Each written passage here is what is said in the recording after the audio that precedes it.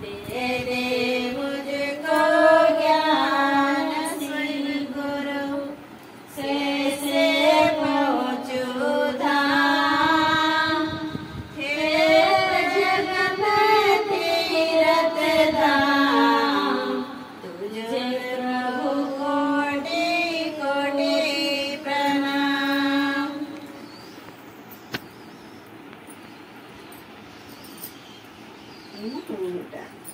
गणेश के गाले तुलसी पुकारो तो गणेश को आना चाहिए। पहली पूजा तो